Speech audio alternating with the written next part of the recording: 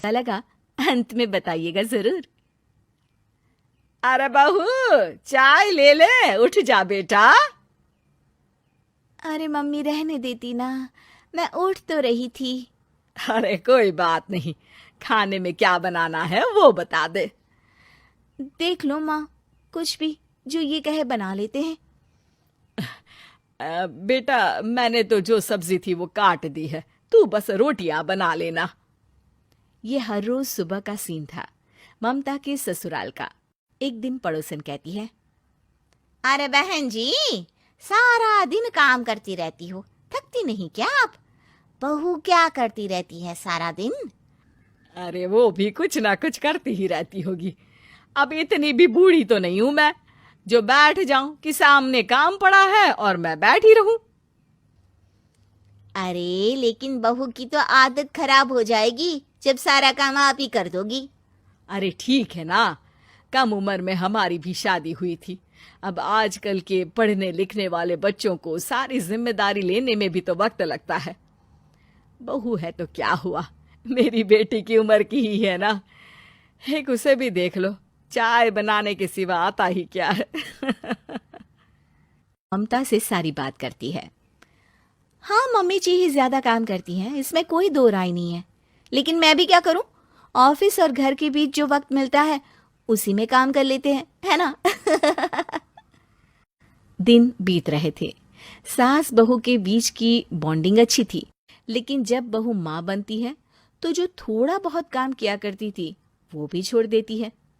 बहू, ये ले, तेरे लिए बनाया है। इसको खाने से बच्चा और तू दोनों स्वस्थ रहेंगे। ठीक है माँ जी। माँ जी, वो बच्चे के लिए गद्दे जो सूख रहे हैं ना छत पर, जरा ले आइए ना। तभी वहां पति आ जाता है। अरे माँ रुको, मैं ले आता हूँ, तुम मेरा खाना लगा दो। माँ किचन में चली जाती है। पता है, बगल वाली डॉली है ना, वो लोग हमारी साइड के हैं। उसकी सास ने तो उसकी हड्डियों को मजबूत करने वाले लड्डू बनाए हैं।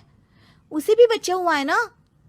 पता नहीं मम्मी जी क्या पानी सा उबाल कर दे देती है, मैं तो बस वही खा लेती हूँ। अरे तो तुम्हारे साइड बनता है तो तुम अपनी माँ से बोल दो, वो बना देंगी। आहा, माँ की तबीयत ठीक नहीं रहती, तुम जानती हो ना, कैसे बनाएंगी वो। अरे क्या हो गया सासू माँ को?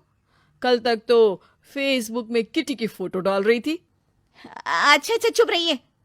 डॉली की सास ने मनाया है, तुम लोगों का भी तो फर्ज बनता है। तभी वहां सास आ जाती है। ये ले बहू, गर्म पानी की बोतल, गर्म पानी पीने से पेट अंदर हो जाएगा। नहीं नहीं माँ जी, गर्म पानी पीने से प्यास नहीं बुझती। अरे पी लेना बेटा। वो बगल वाली डॉली को तो जानती है ना, जो तुम लोगों के साइड की है। तेरे साथ ही उसका भी बच्चा हुआ था। बेचारे का कोई ख्याल रखने वाला नहीं, सारा काम करती है और रात में बस एक लड्डू खाकर सो जाती है। पेट तो लटक ही गया है और बच्चा तो कितना कमजोर सा है उसका। अच्छा माँ, क्या बात है, डॉली की ये हाल है? क्यों मैडम, क्या कहना है आपका? अब पता है मुझे, किसी के पास मेरी सास की तरह सास थोड़ी ना है। नहीं नहीं बेटा, ऐसा नहीं है। मेरे लिए तो तुम सभी मेरे बच्चे जैसे ही हो। ममता को समझ में नहीं आता कि वो सास में कैसे कोई बुराई निकाले, क्योंकि हर कोई उससे उसकी सास की तारीफ ही किया करता था। एक रोज ममता के घर उसकी ननद आती है। अरे भाभी, मुन्नी को तो 6 महीने हो गए, आप अभी भी बेड पर हो। आ गई है आप? कैसी हैं बुआ? बच्चा होने के 6 महीने बाद आई हैं आप। भाभी, अमेरिका दूर है ना, तो वक्त लग जाता है। अब इनकी छुट्टी अभी थी तो सभी आ गए। वैसे माँ कहाँ है? थकी हारी सास बेटी को देखकर खुश हो जाती है। माँ, इस बार तेरा वीजा तैयार है, मेरे साथ चलने को तैयार रहना। हाँ हाँ बेटा, मैं तैयार हूँ। अरे ऐसे कैसे माँ, मैं कैसे मैनेज करूंगी? कैसे मतलब? जैसे मैंने किया अमेरिका में, आप इंडिया में कर लेना। वैसे आपका तो मायका भी पास ही में है ना।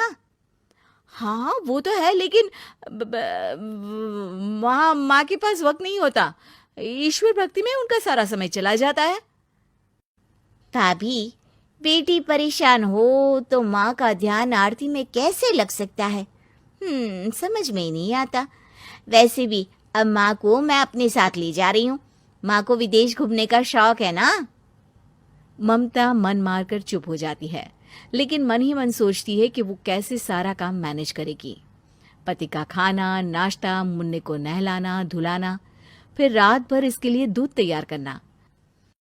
माँ तो सारा काम करती थी। हे भगवान, ना भाई ना। क्या हुआ भाभी? क्या सोचकर ना भी ना कर रही हो? अरे कुछ नहीं, बस बच्चे के बाद से ही कमजोरी ज्यादा हो गई है ना, तो अचानक से बड़बड़ाने लगती हूँ मैं। अगले दिन ममता अपनी माँ को फोन करती है। राधे राधे। माँ मैं क्या करूं, मेरी सास तो अमेरिका जा रही है बेटी के पास। अब घर का सारा काम, बच्चा, सब कैसे मैनेज करूंगी। तू आ जाना माँ कुछ महीनों के लिए मेरे पास। अरे ना ना ममता, मेरे बस की बात नहीं है काम धाम। अरे तू तो जानती है ना, मैंने तो तेरे भाई की शादी भी गरीब गांव की लड़की से इसीलिए ही की थी कि वो चुपचाप घर का सारा काम करे। वैसे भी अब तो आदत भी नहीं रही मेरी काम करने की। ममता को माँ पर बहुत गुस्सा आता है। ठीक है माँ, देख लूंगी मैं, लेकिन मेरी मुसीबत के वक्त आप मेरा साथ नहीं दे रही है। अब भूल जाना मुझे। ममता गुस्से में आकर फोन रख देती है और रोने लगती है, लेकिन बेचारी करे भी तो क्या। अब सास और ननद दोनों घर का काम करते, नेहा आराम करती, लेकिन अब आराम में भी उसे चिंता रहती। और फिर वो दिन भी आ जाता है जब ननद का जाने का वक्त आ जाता है। भाभी मैं जा रही हूँ, अपना और मुन्ने का ख्याल रखना। ममता सास को देखती है और गले लगकर रोने लगती है। माँ जल्दी आ जाना। सास मुस्कुराकर कहती है, कहाँ से ममता, मैं कहीं नहीं जा रही। मैंने देखा कि मेरे जाने की बात से ही तू परेशान हो गई थी, इसीलिए मैंने अपना जाना कैंसिल कर दिया है। तू चिंता ना कर, मैं तेरे साथ ही रहूंगी।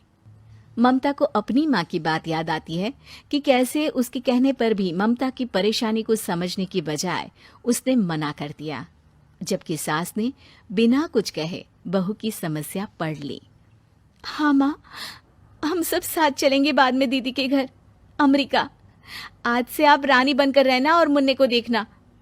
मैं समझ चुकी हूँ कि मेरा फर्ज क्या है।